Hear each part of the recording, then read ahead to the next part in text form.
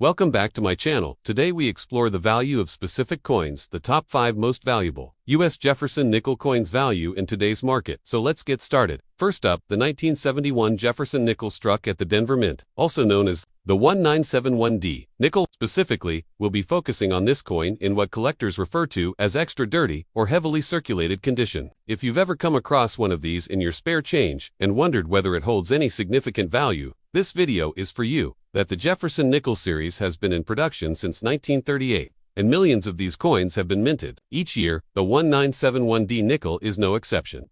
That year, the Denver Mint produced over 315 million Jefferson nickels. Because of the high mintage, this coin is not rare by quantity alone. However, as with any coin, condition, and certain minting errors can dramatically influence its value. In circulated or worn condition, which includes coins that appear very dirty or show significant signs of wear and age. Most 1971D nickels are still worth only their face value, 5 cents. These coins were made of a copper-nickel alloy and were used in daily transactions for decades. As a result, most have lost their original mint luster and exhibit scratches, grime, and other signs of wear. Now, you may ask, what does extra dirty really mean in terms of numismatics? Generally, collectors classify coin conditions using a grading scale from poor to mint state. Coins that are heavily worn and dirty fall into the lower end of this scale. They might grade between about good and fine. These coins are often considered common and are not particularly desirable to serious collectors unless they have an unusual error or variety. So, what is the value of a 1971D Jefferson nickel in extra dirty condition today? In the current U.S. market, these nickels typically hold little to no premium over their face value. Most coin dealers will not pay more than 5 cents for such a piece, and it would be rare to find anyone willing to purchase it individually. If you happen to find someone interested in bulk circulated coins, you might get a very modest premium, such as 10 to 15 cents per coin, but only in large quantities. However, there are a few exceptions. Some 1971D Jefferson nickels exhibit striking errors or varieties. Examples include off-center strikes, double dies, or die cracks. These errors can be valuable, depending on their visibility and rarity. For instance, a 1971D nickel with a clear and dramatic off-center strike could fetch between $5 and $20, even in a circulated or dirty state. A strong double die variety, if authenticated, might be worth even more. But it's important to remember that these errors are not common and must be verified by a reputable grading service to hold real value. Another factor that affects value is the metal content.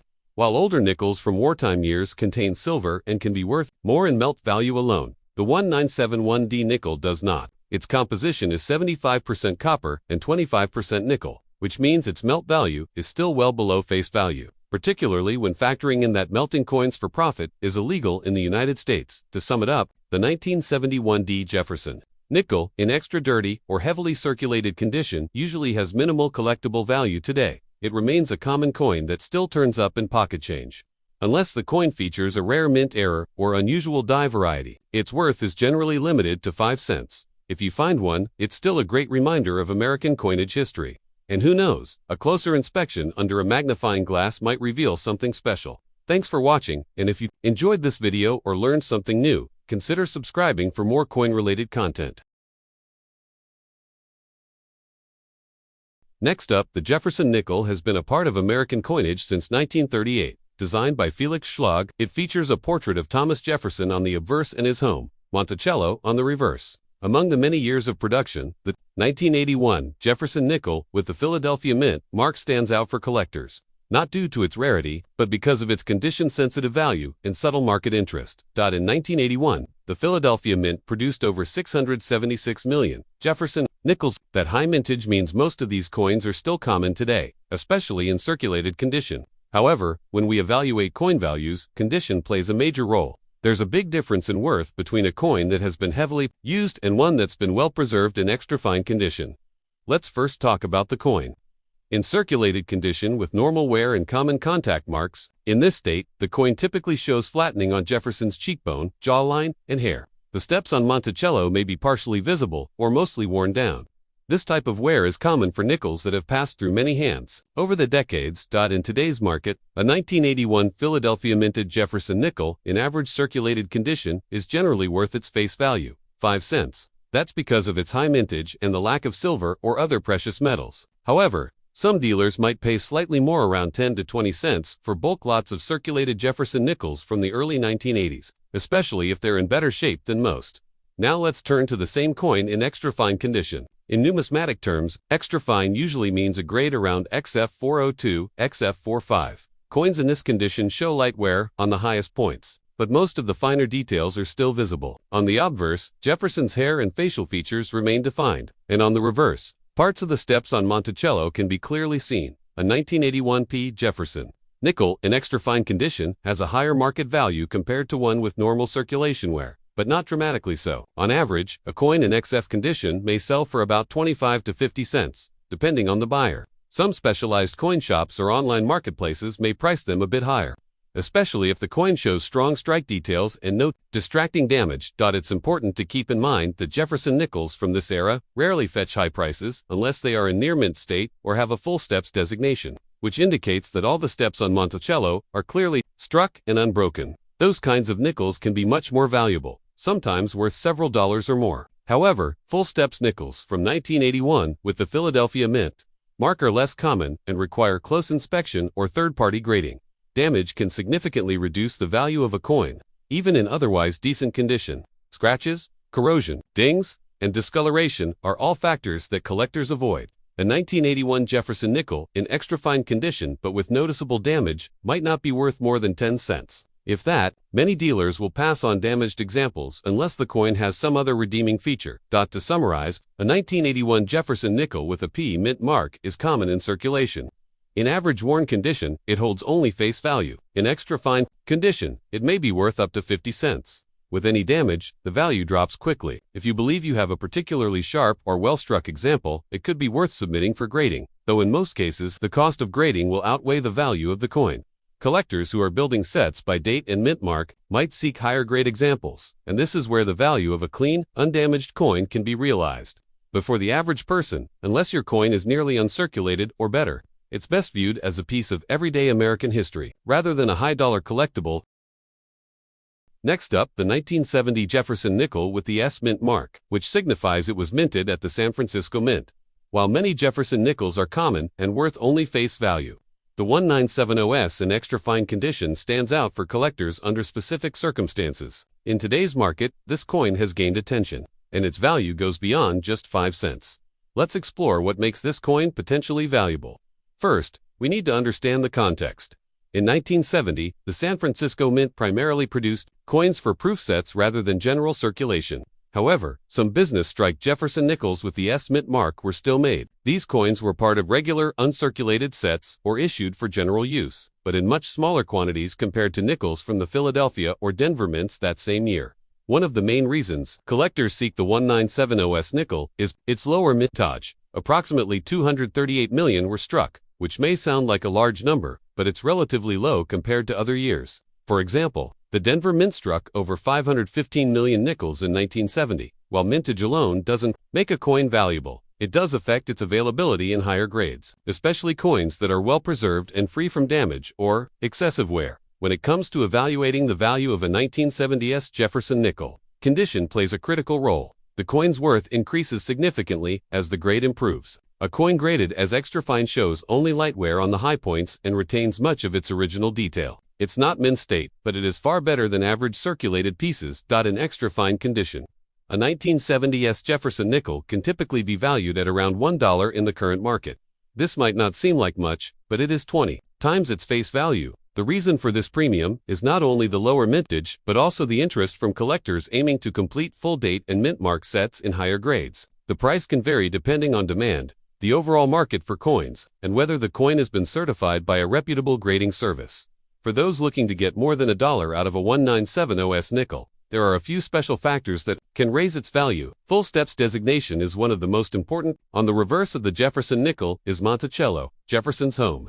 The steps leading up to the building can be fully struck or weakly struck. A full steps nickel, which means all the steps are visible and unbroken, is much rarer, and thus, much more valuable, even in grades lower than mint state. Nickels with well-defined steps can demand a premium.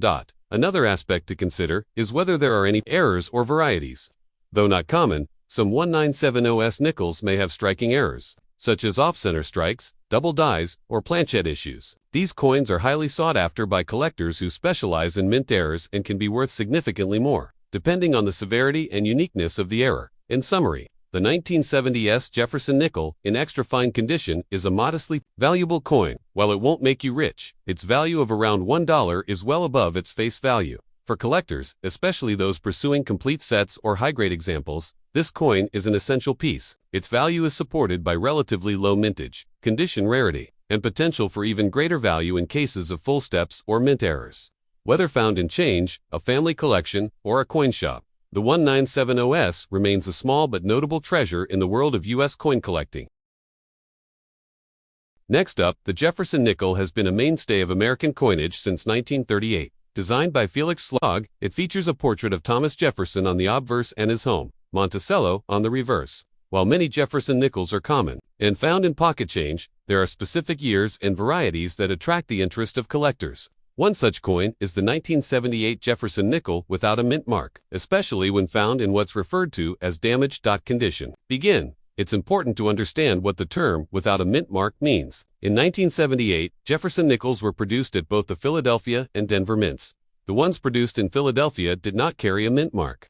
This is not an error or a rare trait for that year. It was standard practice for Philadelphia coins. Until 1980, therefore, a 1978 nickel with no mint mark is quite common in circulation. Millions of them were produced. However, what can potentially increase the value of a 1978 no mint mark nickel is a unique condition or error. One of the more unusual conditions some collectors refer to is a damaged condition. This term does not appear in standard grading guides but is often used informally among collectors to describe a coin that shows a prominent raised dot, indentation, or surface anomaly that might be mistaken for a mint error. In reality, such features are usually the result of post-mint damage rather than a true error. Now, let's discuss how this affects the value.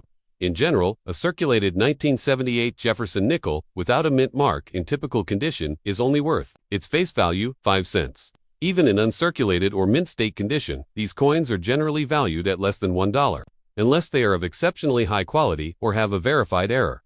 When it comes to coins with surface anomalies, like the so-called damaged dot, most numismatists would classify these as damaged coins, not mint errors. Damage can occur in countless ways, after a coin leaves the mint from being hit by other coins to contact with sharp objects or environmental exposure. While they might look interesting, damaged coins generally do not carry a premium in the collector market. In fact, damage typically lowers a coin's value.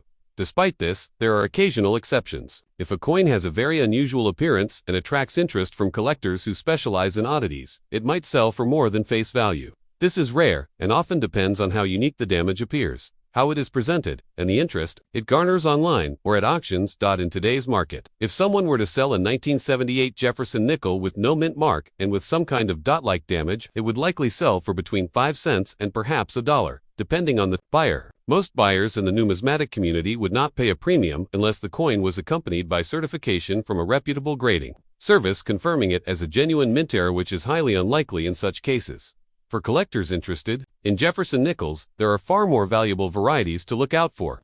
Some 1939 nickels with doubled Monticello lettering, or wartime nickels from 1942 to 1945 with silver content and large mint marks above the Monticello dome, carry significantly more value. High-grade examples from the 1950D mintage are also well known among collectors. To summarize, a 1978 Jefferson nickel without a mint mark, even in what is called damaged condition, holds minimal value in the current market. Unless it is proven to be a legitimate and rare mint error, which is unlikely, it remains worth face value or slightly more to the right buyer. Always consult professional coin graders or experienced collectors when assessing unusual coins.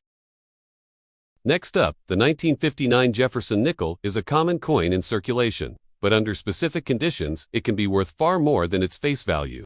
In this video, we're taking a closer look at the 1959 Jefferson nickel without a mint mark, specifically one found in a condition known among collectors as the extra damaged variety. If you've come across one of these, you might be holding on to something much more valuable than just 5 cents. To start, let's understand the basic facts about the 1959 Jefferson nickel. This coin was minted at the Philadelphia Mint, which is why it has no mint mark. That year, over 27 million nickels were struck in Philadelphia. The coin is made from a composition of 75% copper and 25% nickel. On the obverse or front, it features a portrait of Thomas Jefferson, designed by Felix. The reverse shows Monticello, Jefferson's historic Virginia home. Under normal circumstances, a circulated 1959 Jefferson nickel without a mint mark is worth only its face value, or slightly more. maybe 5 to 20 cents depending on condition. Even uncirculated examples, unless they are in extremely high grades, typically don't command high prices. But the story changes when we bring in special error varieties. One such variety is known as the extra damage dot condition. This is not an officially recognized mint error, but rather a term used by collectors and sellers to describe a coin that appears to have an unusual raised dot or gouge on or near the surface, particularly near Jefferson's face or around the rim. These anomalies may be caused by die breaks, planchette issues, or postmint damage that coincidentally appears in a consistent location, making the coin visually unique. Because these types of errors are not cataloged in traditional grading systems, like those used by PCGS or NGC, value can vary widely depending on demand, appearance, and the opinion of the buyer. In the current market, a 1959 Jefferson nickel without a mint mark that shows this so-called extra damage dot could sell anywhere from a few dollars up to around $50. In rare cases, if the damage is visually dramatic and appears intentional or artistic in form, a collector might pay upwards of $100. But these cases are exceptions, not the rule. Online auction platforms have listings of such coins, ranging in value depending on condition and prominence of the error. For example, coins labeled with terms like rare.error or extra.damage have recently sold for between $5 and $30. Keep in mind, these prices are often influenced by how the coin is presented, whether in a protective holder, with high-quality photos and an accurate description of its features. It's important to note that many of these coins are not authenticated by major grading companies. So before investing or trying to sell a similar coin, you should get a second opinion from a trusted coin dealer or a reputable numismatic expert. If you believe your coin might have value due to a rare condition or error, you may consider submitting it for certification. Another factor that affects the coin's value is the overall state of preservation. Even with an error, a coin in poor condition will bring less than a well-preserved specimen.